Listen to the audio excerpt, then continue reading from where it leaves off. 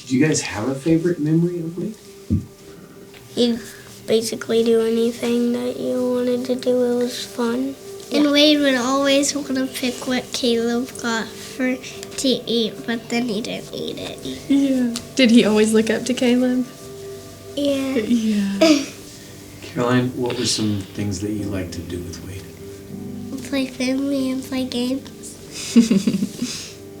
What about one of our trips? In Africa, we saw all these animals and stuff. He adventured the world. And then in Alaska, he fished, saw the ocean. And the first time that he got on his skis, he fell face down. What did Wade do on the boat whenever we were fishing? He tried to entertain himself by singing, "Oh, halibut, who lives on the lemon lane." And he kept singing it and singing it and singing it. What words would you choose to describe Wade? Funny. Mm-hmm. Active. He was active. Crazy. Crazy. It's crazy. Do you think that Wade liked being a cockman? Yeah.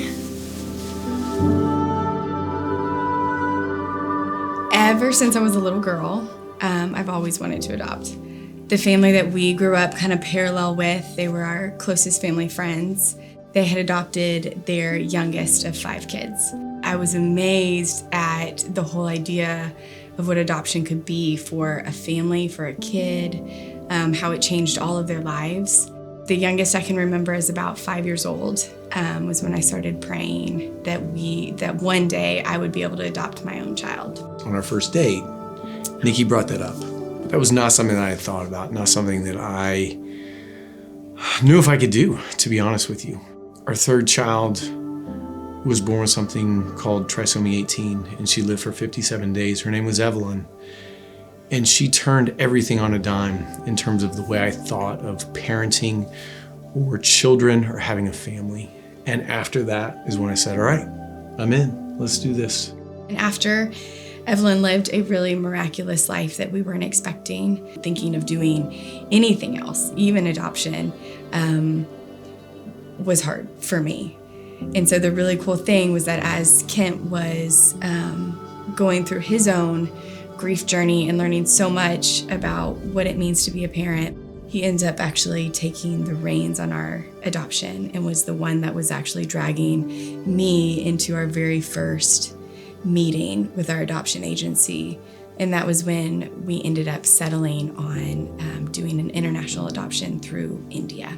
Kent and I often joked that Wade's pregnancy was the most difficult of all my pregnancies because it was just so much work. And the day that it was all done, it was something to celebrate because it was so much work. Mm-hmm. And I remember they said, so now we're into the matching phase, the matching process. And that could take up to a year. And they called us the next day. And we thought, oh, we forgot something. We didn't have the paperwork right. And they said, we have a child for you.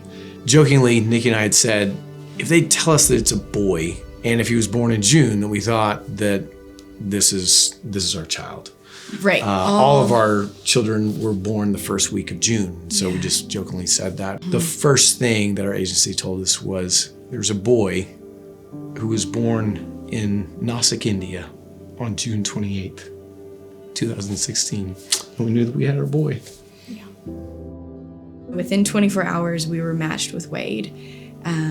And the reason that he was able to be adopted by us was that his hearing was about 40% hearing loss. And so he needed to eventually have surgery on his ears. They told us that he was handsome and that he was energetic. The other thing that they told us a lot about was his name. His given name was Shailesh, which is not something that's really given to you. It's bestowed upon you. It's an honor. And every Indian that we came in contact with told us that. And they had feminized it to Shailu, which we later found out meant that he was the most precious of all.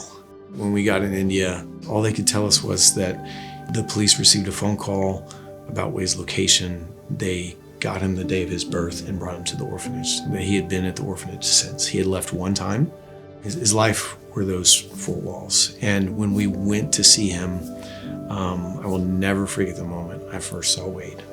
And immediately just falling in love with that kid. So at each of our children's birth, we had taken photos and we had documented that moment, and we wanted to do the same for Wade. And little did we know that through divine intervention, we had found Sophie, who was not only going to take amazing pictures, but also have an incredible connection with Wade.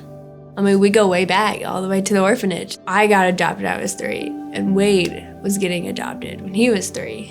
That just connected us automatically. It's kind of a speechless moment where you're like, forget that you're taking pictures and you're more just watching what just happened. It was really cool just to see him de-thawing and warming up. Looking back at my old photos and taking pictures of Wade's adoption felt like a full circle, where I was like on the outside of watching my own adoption. I knew we'd be friends if he liked candy, and we'd always bond over gumballs. I would always have to bribe him with candy. He has such a contagious, bubbly personality, and literally like it would just make my day, even if it was for 2 seconds.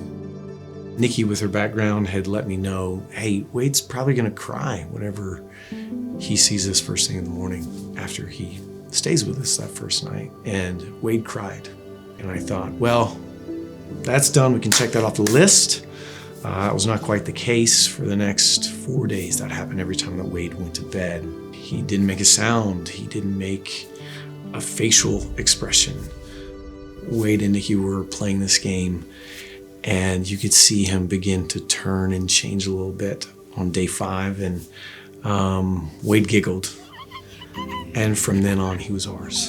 It was such an incredible moment because Wade was ours at that point. Wade belonged. He joined our family at that point. And it was like from then on, Wade said, I'm in. I'm in on everything. That change from that hard exterior the first 5 days that we were with Wade to this sweet boy, this goofy boy, this funny boy who would do anything to make you laugh. Something that we would do throughout the day was call back home to the States and FaceTime with his brother and sister so that they would kind of have some knowledge of each other before he came home.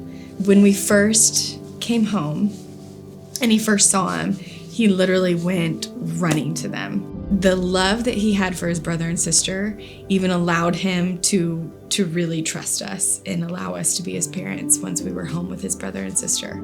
His first question was always, where's Caleb? It's all he ever wanted. He always wanted to know where Caleb was and where Caroline was. Wade taught sharing to our kids. We never had to teach him that lesson. We would give him one thing and he would say, can I have 2 more? And he would give it to Caleb and he would give it to Caroline. He won the Best Friend Award, and it was so sweet and also just so spot on. I mean, he was always trying to be the best friend to everyone. I remember the first time he saw a waterfall and first time he saw the ocean, when he went to the mountains for the first time. He pouted, unlike any kid I'd ever seen. I mean, he would just pout. He broke everything in this house. We bought all new ornaments his first Christmas, and the whole bottom half of the Christmas tree was the ornaments that don't break. And then sweet Caleb, this year on our Christmas tree, we moved all the unbreakable ornaments to the top of the tree because they would be closer to Wade. There was nothing that kid didn't get into or turn over or try to figure out. Wade would do anything and everything and was scared of nothing. And so if there's something that we wanted to do, our oldest 2 were never going to do it. And we would say, hey, Wade, go do that. And then amazingly, the older 2 would then venture to do it and say, oh, this isn't that big of a deal. We were able to take him to all over the world. And at one point we were with my family, my parents in Africa, and we took him on a safari. We were always concerned that he was going to jump out of the car or scare an animal or yell at an animal at the wrong time. So we were constantly like holding Wade like this. He adored his grandparents. He loved his brothers and sisters. He loved our church. He made his own friends.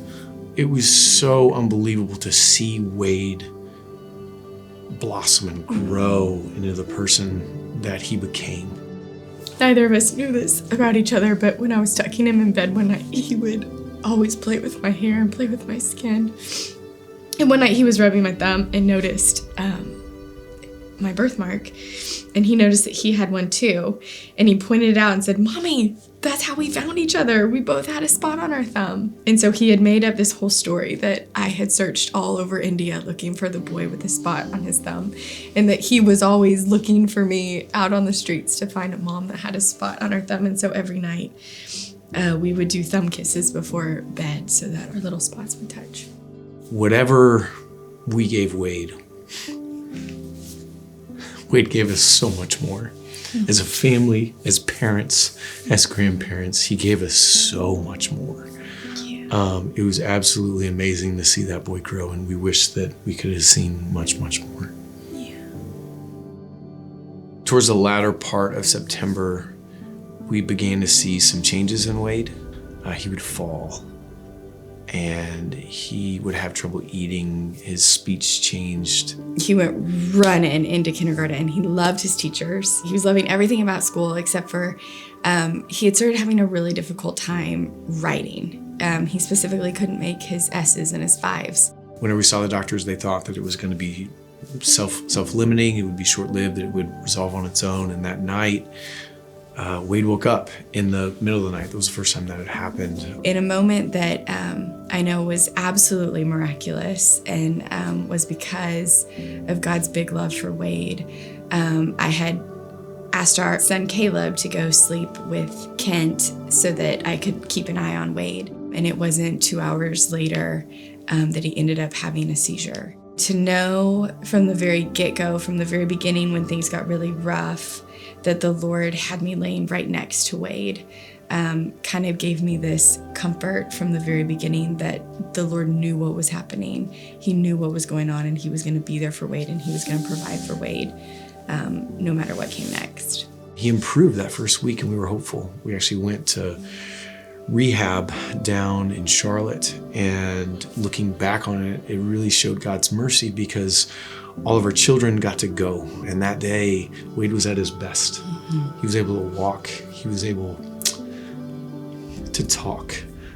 He was goofy, and that was a gift because after that, Wade got worse. Also, while we were there, we met the chaplain of the hospital. They basically had this deep, profound discussion about Jesus being the hero of Wade's story, that no matter how his story went, he knew that the person that was going to get him through this, that the strength that he was being given was from his hero. To know without a shadow of a doubt that Wade is with his Savior, that Wade is in heaven with Jesus, is such a gift. Everything we did, everything we tried didn't work. As we were sitting in that hospital trying to figure out what was going on with Wade, we felt God with us. He never left us. In a way, it felt like he was preparing us as well. This little kid that I had wanted since I was 5 years old, I got to watch him steal everyone's hearts, not only at his preschool and in kindergarten and at church, but also a whole hospital of hearts. And to be allowed to be his mom and to claim him as mine was such a gift. Around day 60, we got Wade's diagnosis, and it was something called SSPE, which meant that Wade was going to die. SSPE is fatal. It is a panencephalitis, a swelling of the brain that does not improve. There is no treatment. It's caused by the measles. And Wade was vaccinated against the measles, but you can't get that till you're 2. Measles can be endemic throughout certain parts of India, and it looks as though Wade had that within his first 2 years. That was gut-wrenching for Nikki and I. It was very challenging, but our God never left us, and our boy was there, and our friends and our family were there, and they had held us up throughout all of this. From that moment, everything that had been so unclear and so should we do this or should we do that, all of a sudden the Lord was setting each one of our steps so clearly, one after the next. It felt like God's mercy in a way that he said, no, this is the plan for Wade, which was hard. We didn't want to accept that. We didn't want that, but we could see God's love and see God's mercy and see God's hand in this. After all those lessons that Wade taught us about sharing, not just our children, but us, we thought that it would be best to donate Wade's organs. When you do that, there's an honor walk. And it's an honor walk basically from the room to the operating room where organs are removed. And it was an unbelievable sight. There were hundreds of people lining the walls. And you could feel it all. You could feel the sadness. You could feel just the heaviness. You could feel love. We couldn't even make eye contact with everyone. There were so many people there. It was this very holy, honestly holy moment where the veil between heaven and earth was incredibly thin. It was an incredible thing I hope I never forget in my life. Our other worry was that Wade would hold on. He was a healthy boy with healthy organs, and he needed to die within a certain time frame. And in the operating room, when his breathing tube was removed, Nikki and I sang our lullabies for Wade. We finished our lullabies, and Wade expired and breathed his last. It felt like Wade literally sprinted into heaven's gates. It felt like he didn't waste any time. It felt just overwhelming love and mercy from God in a way that doesn't make sense. It doesn't make sense that that's merciful, but it was. To not see your child suffering and to know that he was in a better place. When I think about his life, when I think about all these things that not just us, but all of us went through, all of you that prayed for us, I think of numbers. I think of a lot of different numbers, and I think astronomical, infinitesimal odds of Wade in his life and what it was and what it looked like. UNICEF says that there are about 150 million orphans in the world. There are about 150,000 adoptions within the U.S. each year. About 5,000 of those are done internationally. His agency told us that 24 months was going to be quick, that 18 months would be unheard of. Wade was adopted by us in 15 months. The matching process that took place took 1 day. They said it could take up to a year. Just the fact that he contracted SSPE, the odds of that are infinitesimal. Number one, that he had the measles. The WHO reported 130,000 cases of measles worldwide. For every 100,000 cases of people who get infected with the measles, 4 develop SSPE. Probably 5 people worldwide developed SSPE. And Wade developed it with a family that found him and with a God that loved him. He was adopted into a family with a physician and a licensed professional counselor with a background in pediatric trauma, with 2 loving siblings that had walked this path before. And a baby sister already in heaven waiting for him. And a community and church that adored him. God boldly displayed his love for Wade. And Wade professed a faith in Jesus Christ that was beautiful. Wade was found. Wade was loved. Wade belonged. He was known. He was known within our family. I think of all those things and all of us that prayed for Wade. I want to tell you that God did the miracle. He just didn't do the one that we wanted to. A lot of people might say that Wade was 1 in a million, 1 in a billion, 1 in a trillion. I don't think that's right. I think Wade was 1 of 1. The boldness and unabandoned love that God showed Wade showed that he was 1 of 1. And I think that that's how God views us. He sees us as 1 of 1. The Lord gave me this really beautiful vision that as we had just made this long walk through these hallways, that now instead the hallways were lined with people shouting and jumping and acting more Wade-like. And he was no longer being rolled in a hospital bed, but was whole. It was running through these hallways of people yelling for him, I saw his baby sister join him and take his hand, and the two of them crossing the finish line together, laughing, jumping. And it was such a gift that I know the Lord specifically gave me. I don't want to leave this with anyone thinking that we're okay or they got through that because they were strong. There's no strength in these chairs. It's the people that held us up. It's our God in heaven that was with us. He was in the mire. He was in the muck with us. He didn't stay above it. He didn't tell us what to do. He didn't tell us right or wrong. He was in this with us. And we felt God with us and before us through all of this. The work that God did in the life of Wade, I've seen God. Through my daughter Evelyn, who's also with Wade now in heaven, I've seen the Lord. I would change anything to have both of them with me. Anything. But God is eternal, and I rest on his promises. What would Wade be doing now? Playing with Evelyn. Being reckless. Yeah. I just think of him going crazy, since that's a place where you can do basically anything. Yeah. Making Evelyn laugh. Yeah. Making Evelyn laugh.